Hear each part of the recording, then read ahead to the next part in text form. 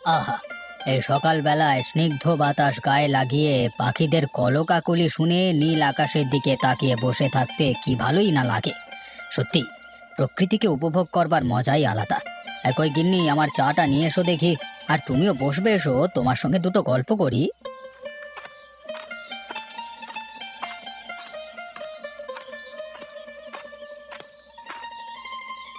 এই নাও তোমার চা। আজকে সকালবেলার আবহাওয়াটা সত্যিই খুব সুন্দর লাগছে। লাগবে না কেন? এবার গরম শেষ হয়ে শীত পড়তে চলেছে, তাই তো এ সময় আবহাওয়াটা এত স্নিগ্ধ লাগছে। মোলায়েম ঠান্ডা বাতাস গায়ে লাগছে। হুম, তাই বলে তুমি হুট করে আবার এই সকালবেলায় উঠে ওই ঠান্ডা বাতাস গায়ে লাগাতে বেরিয়ে পড়ো না যেন। এই সময় শরীর খারাপ হওয়ার ভয় থাকে। সেটা তোমাকে কথা দিতে পারছি না গিন্নি। কখনো মন গেলে হয়তো বেরিয়ে পড়তেও পারি, সে বিষয়ে আমি তোমাকে আগে থেকে বলতে পারছি না। হ্যাঁ, সে তো বটেই। আমার চোখের আড়াল হলেই তুমি শুধু উড়ে বেড়াতে চাও, আমি জানি। আমি এখন ভাবি, যদি তোমার বাকি গ্রামের মোড়ল জমিদারদের মতন একজন করে সেঙাত যুক্ত থাকতো, তাহলে খুবই ভালো হতো। রক্ষা করো গিন্নি, রক্ষা করো। আর স্যাঙাত যুক্ত হতে হবে না। আমি একাই বেশ ভালো আছি। মনের ইচ্ছে এদিক ওদিক ঘুরে বেড়াতে পারি, কোনো রকম চিন্তা নেই মাথায়। হ্যাঁ, চিন্তা তো থাকবে না বটেই। ছেলে বিদেশে আছে, তোমার আবার চিন্তা কিসের? কিন্তু তুমি একটা কথা বলো তো, তোমার পাশে একজন সেঙাত থাকলে অসুবিধা কি আছে তোমার? প্রচন্ড অসুবিধে গিন্নি, তুমি বুঝতে পারছো না। ওইসব লোকজন পাশে থাকলেই সব সময় কান ভাঙানি কথা বলে।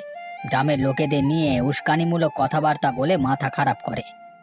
সেটা এক পক্ষে ঠিক কথাই বলেছ। বাকি গ্রামের তো আমি মাঝে মাঝে খবর শুনতে পাই। শুনেছি নাকি একটু আধটু অত্যাচার করে থাকে। কিন্তু একদিকে তুমি গ্রামের মানুষদের জন্য সমস্ত কিছু যেন উজাড় করে দিচ্ছ। এটাই আনন্দ গিন্নি। কোনো সময় হঠাৎ করে পৃথিবী থেকে চলে গেলে আমি তো এই অর্থ সম্পত্তি নিয়ে যেতে পারবো না। অতএব গরিব মানুষদের জন্য ভালো করে গেলে তারা ভালোভাবে থাকতে পারবে, তাই না? সকালবেলায় তোমার এই কথাগুলো শুনতে খুবই ভালো লাগে। সত্যি তো, মানুষের উপকার করে যে আনন্দ পাওয়া যায়, সেই আনন্দ আর কোনো কিছু কাজেই পাওয়া যায় না। আরে ও গোপালদা, দাঁড়াও দাঁড়াও, একটু আস্তে হাঁটো, আমিও যাবো, দাঁড়াও। হ্যাঁ চল ভাই, দুজনে মিলে তাহলে যাওয়া যাক। তা দাদা, গরমকাল তো এরপর শেষ হতে চললো, তা কি পরিকল্পনা করছো? কি আর পরিকল্পনা করব?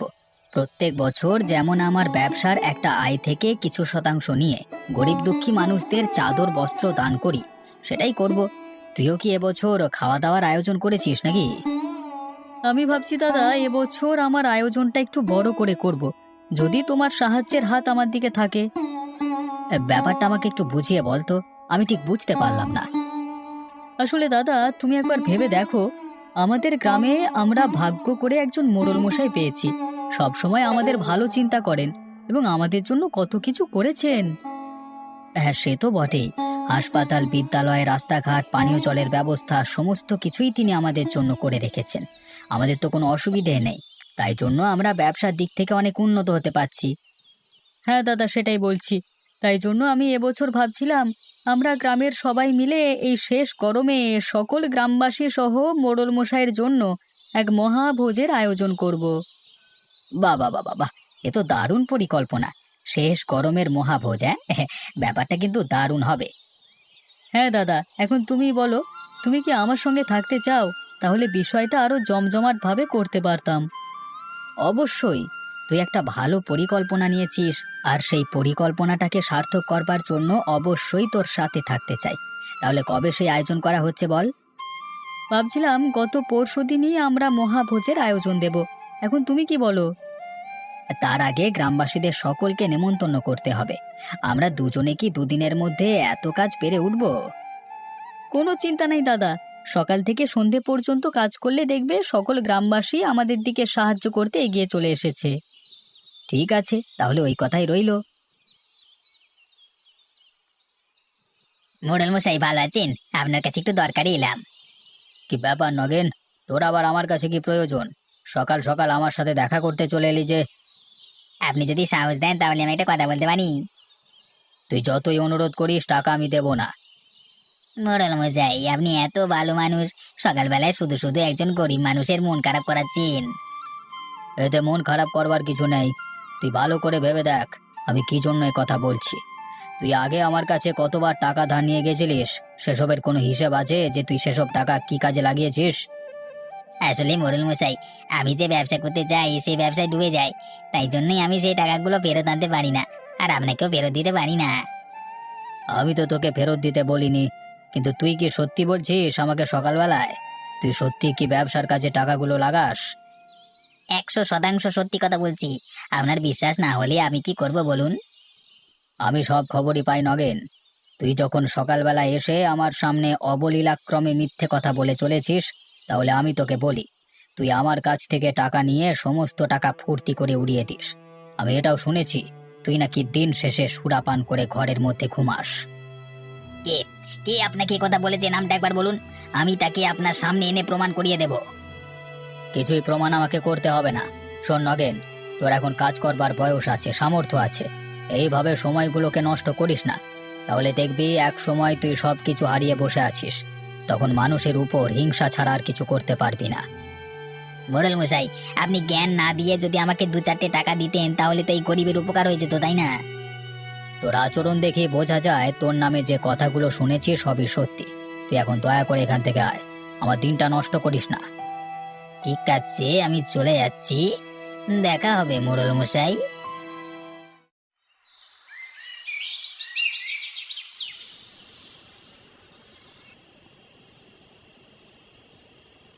হ্যাঁ, তাহলে গিন্নি, আমাদের পরিকল্পনাটা কেমন লাগলো বলো?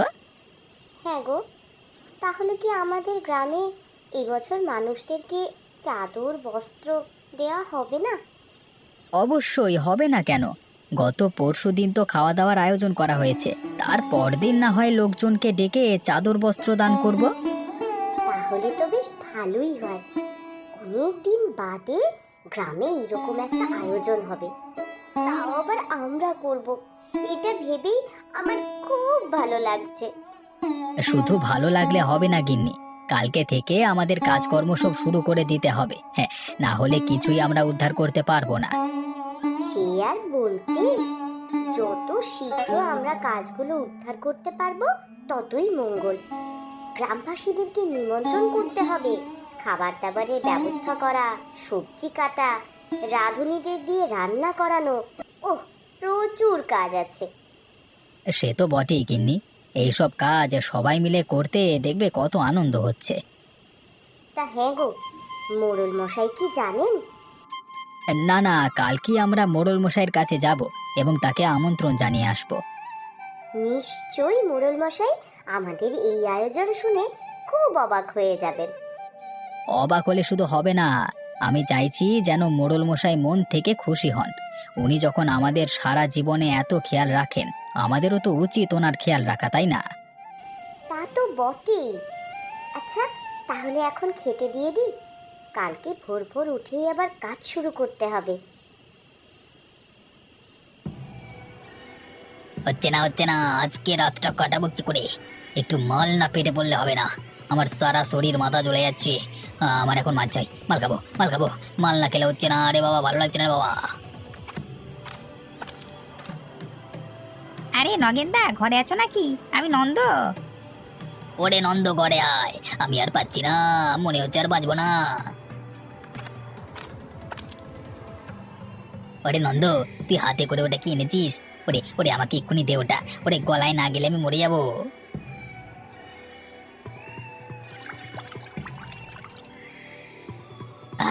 বাঁচালি রে বাবা, আমাকে বাঁচালি। তা তুই হঠাৎ আমার বাড়িতে যে? দাদা, তোমাকে তো ভাটিখানে আজকে দেখতে পেলাম না, তাই ভাবলাম তোমার সঙ্গে আবার দেখা করে আসি। যাক বাবা, একটা বোতল যে তুই সাথে করে নিয়ে এসেছিস সেটাই অনেক। তুই আমাকে বাঁচালি রে আজকে বাপ। আরে ঠিক আছে দাদা, তুমিও তো একসময় আমাকে কত খাইয়েছো, তাই আমি উপহার স্বরূপ তোমার জন্য ছোট্ট উপহারটা নিয়ে এলাম। তা তুই এত টাকা পেলি কোথায় যে তুই আমার জন্য আজকে একটা বোতল কিনে নিয়ে চলে এলি? ও ছাড়ো না দাদা, ওসব জেনে তোমার কোনো লাভ নেই। এখন বলো দেখি দাদা, তুমি কেন ভাটিখানায় গেলে না? ওই মোড়ল, ওই ব্যাটার জন্য আমি আজকে যেতে পারিনি। সে কি, মোড়ল মশাই কি তোমাকে শাস্তি দিয়েছেন নাকি? এক প্রকার শাস্তি বলতে পারিস। আমি আজকে মোড়লের কাছ থেকে টাকা ধার চাইতে গেছিলাম, কিন্তু ও ব্যাটা আমাকে একটা টাকাও ধার দিল না, ওপর থেকে আমাকে তাড়িয়ে দিল। কিন্তু গ্রামে তো আমি অন্যরকম কাণ্ড শুনছি গো। কেন, কি হলো আবার? কি শুনছিস গ্রামে?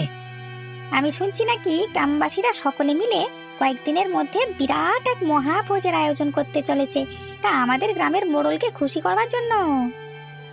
এই আয়োজনের মাথা কে? যতদূর শুনেছি গোপাল আর নাদু, এরা দুজনে মিলেই সমস্ত পরিকল্পনা করেছে। বেটারা মোড়লের পা যারা কুত্তা, ওর জন্য অত কিছু করবার কি আছে? হ্যাঁ, মোড়ল মশাই আমাদের গ্রামের জন্য এত কিছু করেছেন বলে এই শেষ গরমে তারা নাকি একটা মহাভোজ রাখতে চাইছে।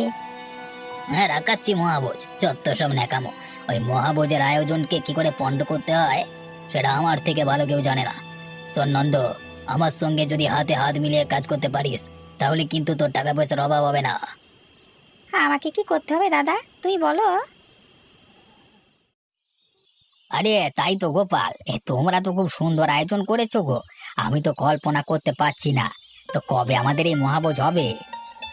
আগামীকালকেই বিশাল আয়োজন করা হয়েছে, তোমরা কিন্তু অবশ্যই থেকো, হাতে হাত লাগিয়ে কাজটা উদ্ধার করতে হবে, কেমন?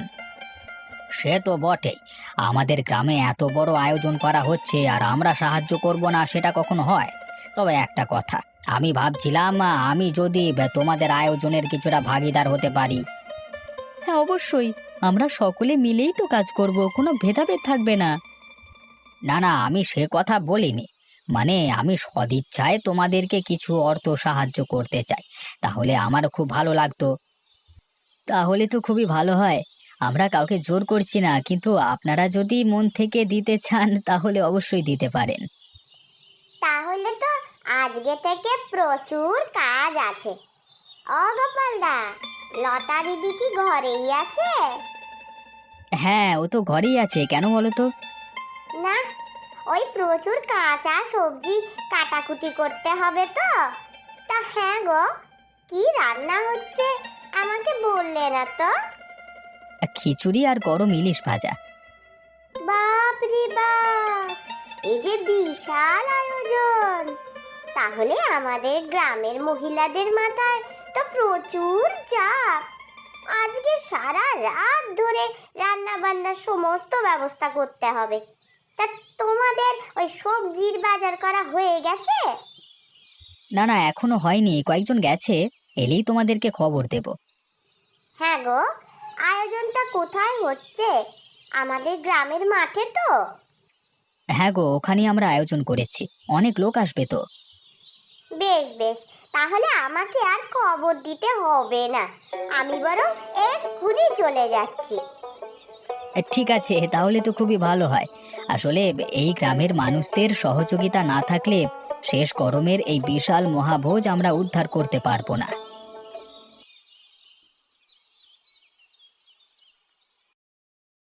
কি গো, তুমি কিছু শুনলে? আমার কানে যে একটা দারুণ খবর আসছে। তোমার কানে আবার কি খবর আসছে গিন্নি? কি হয়েছে আমাকে একটু খুলে বলো তো। আমি শুনলাম যে গ্রামবাসীরা সকলে মিলে নাকি এই শেষ গরমে আমাদের গ্রামের মাঠে এক মহাভোজের আয়োজন করেছে। তাই নাকি? কই আমি জানি না তো। ওরা যদি এরকম মহাভোজের আয়োজন করে তাহলে তো আমার কাছে নিশ্চয়ই আসতো। দেখো, আবার তোমাকে বাদ দিয়েই না করে ফেলে। না না গিন্নি, সেটা নয়, আমার গ্রামের লোক অত্যন্ত ভদ্রলোক। কিছু কেমন আছে যারা মানুষের ভালো সহ্য করতে পারে না, কিন্তু তাদের দিকে তো তাকিয়ে লাভ নেই। তবে তারা যে এরকম আয়োজন করছে, আমার কাছে এলে আমি অন্তত কিছু সাহায্য করতাম। কি জানি, আমি শুধুমাত্র এই কথাটাই শুনলাম, কালকেই নাকি সেই মহাভোজ। তা এখন দেখো কি হয়। গিন্নি, আমি কি একবার ওখান থেকে গিয়ে ঘুরে আসবো? দেখো, তোমাকে যখন এখনো পর্যন্ত বলেনি, তখন মান সম্মানের খাতিরে ওখানে না যাওয়াই ভালো। ওরা যদি নিজেদের মধ্যে আনন্দ করতে চায় তাহলে করুক না। না না গিন্নি, আমার মন অন্য কথা বলছে, এরপর দেখা যাক কি হয়।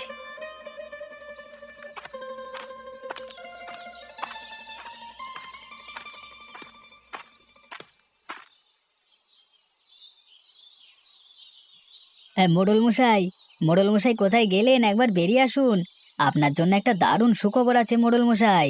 কই? আরে তোমরা দুটিতে হঠাৎ আমার এখানে? সারা গ্রামে নিমন্ত্রণ করতে করতে এতটা দেরি হয়ে গেল, আসল লোকটাকেই বলতে বেলা হয়ে গেল। মানে আমি ঠিক বুঝতে পারলাম না তো ব্যাপারটা। মোড়ল মশাই, আপনি হলেন আমাদের গ্রামের প্রিয় মানুষ, তাই আপনার জন্য একটা বিরাট সুখবর আছে। আমরা গতকালকে বিরাট এক মহাভোজের আয়োজন করেছি। গরম শেষ হতে চললো তো, তাই জন্য এই আয়োজন। বিশেষ করে আমরা এই উৎসব আনন্দটাকে আপনাকে উৎসর্গ করতে চাইছি। বাবা বাবা, এই তো খুব দারুণ কথা। সত্যি তোমরা যে আমাকে এতটা ভালোবাসো সেটা তো আমি কল্পনাও করতে পারছি না। কেন কল্পনা করতে পারছেন না? আপনি আমাদের জন্য এত কিছু করেছেন, আর মাঝে মাঝে আপনাকে আনন্দ দেব না সেটা কি হয়? তাহলে মোড়ল মশাই, আমরা বেশিক্ষণ দাঁড়াতে পারবো না, আমাদের ওইদিকে অনেক আয়োজন আছে। আমরা তবে এলাম, হ্যাঁ? আপনি অবশ্যই কালকে সকাল থেকে হাজির হবেন ওখানে। এই শোন না গোপাল, তোমাদের কিছু টাকা পয়সা? আরে মোড়ল মশাই, এসব কিছু আমরা আপনার জন্য করছি, আর আপনি আমাদের অর্থ সাহায্য করতে চাইছেন? ধুৎ, কি যে বলেন না আপনি! কিচ্ছু লাগবে না, আপনি আর গিন্নিমা কালকে সকাল সকাল গিয়ে ওখানে উপস্থিত হবেন। ঠিক আছে, তবে তাই হবে। তোমরা তবে আয়োজন করো শেষ গরমের মহাভোজের।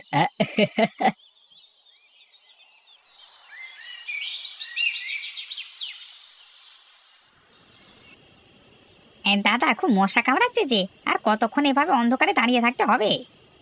চুপটি করে অপেক্ষা কর। মালটা আজকে এত দেরি করছে কেন কে জানে।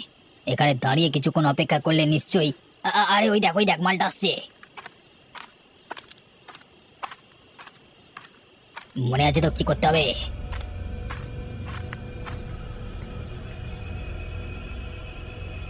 আরে আরে তোমরা কারা? এভাবে আমার রাস্তা আটকে দাঁড়ালে কেন?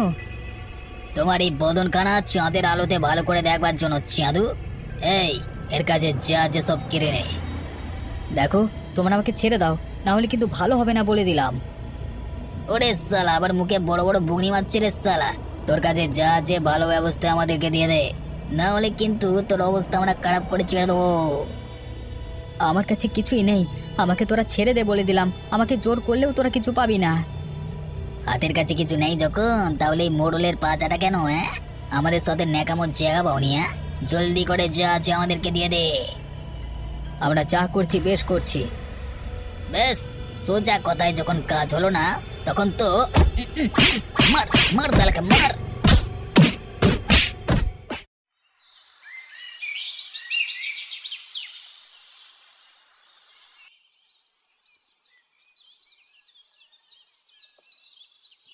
আরে কি হয়েছে? একে শুনলাম আমি গোপাল, রাত্রিবেলায় নাকি তোমাকে কয়েকজন গুন্ডা আক্রমণ করেছে। হ্যাঁ মোড়ল মশাই, আগে কোনোদিন এরকম হয়নি, কিন্তু আজকে হঠাৎ। আমাদের গ্রামে চোর ডাকাতির উপদ্রব বাড়লো কিভাবে? এখানে তো কোনো চোর ডাকাত আছে বলে আমার জানা ছিল না। চোর ডাকাত নয় মোড়ল মশাই, আমার মনে হলো ওরা গ্রামেরই কয়েকজন লোক, মুখগুলো ঢাকা ছিল বলে বুঝতে পারলাম না। ওরা তোমাকে শুধু শুধু আক্রমণ করলো কেন? কিছু টাকা পয়সা কি নিয়ে পালিয়েছে? না মোড়ল মশাই, আমার মনে হলো আমরা গ্রামে এই মহাভোজের আয়োজন করায় এবং বিশেষ করে আপনাকে প্রাধান্য দেওয়ার কারণে ওই লোকগুলো খেপেছিল আমাদের উপরে। বলিস কি রে? তার মানে ওই লোকগুলোর আসল উদ্দেশ্য ছিল তোকে জখম করে যা হোক করে এই মহাভোজের আয়োজন বন্ধ করা, কারণ ওই লোকগুলোর রাগ তোদের উপর নয়, আমার উপর আছে, তাই তো? একদমই তাই। আমি অল্প অল্প বুঝতে পারছি এ কাজকে করতে পারে, কিন্তু তাদেরকে এই মুহূর্তে ধরে যদি জিজ্ঞাসা করা হয়, তারা নিশ্চয়ই সত্যি কথা বলবে না। কে করেছে মোড়ল মশাই? কার আপনার খুশি দেখে সহ্য হয় না? থাক, তার আর নাম বলে লাভ নেই। তা গোপাল, তোমার শরীর তো জখম হয়েছে, তাহলে কি আজকে মহাভোজের আয়োজনটা? সব হবে মোড়ল মশাই, আমরাও ছেড়ে দেওয়ার লোক নই। আমি এই শরীর নিয়েই সকলের সাথে মিলেমিশে কাজ করে শেষ গরমের মহাভোজ আপনাকে উৎসর্গ করব মোড়ল মশাই। আমার আমার সকাল থেকে একটু শরীরটা অসুস্থ লাগছিল, কিন্তু আমি এখন সুস্থ বোধ করছি। তাহলে চলো দাদা, যাওয়া যাক।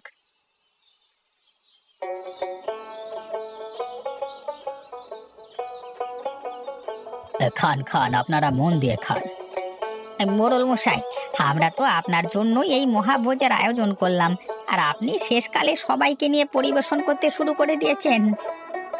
আরে আমি আপনি কি আছে, আমরা সকলেই তো এই গ্রামের লোক। সকলে মিলে মিশে একটা ভালো কাজকে উদ্ধার করতে পারলে তার থেকে আনন্দের কিছু হয় না।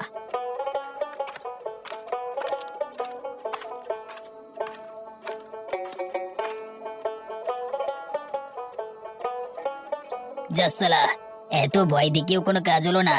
ওরা সালা আয়োজনটা করেই চাললো। কি আর করবো দাদা, চলো আমরাও চুপি চুপি খেতে বসে পড়ি। আরে নগেন যে, এসো এসো, তা খেতে বসে পড়ো। এটাই তো শেষ গরমের মহাভোজ, এরপর তো শীতকাল শুরু হতে যাচ্ছে। হ্যাঁ মোড়ল মশাই, তা শীতকালের জন্য কোনো বস্ত্র নিবেদন কি করা হবে না? ওসব নিয়ে তুমি কোনো চিন্তা করো না, খাওয়ার শেষেই তোমার শরীরকে গরম করে দেওয়া হবে। মানে? ওরে ওরে বাজাও, ওরে আমি আর গরম হবো না রে বাবা, ওরে বাবা রে মেরে ফেললো রে, আমি আর কোনোদিন কারোর পেছনে লাগবো না রে বাবা, বাঁচাও।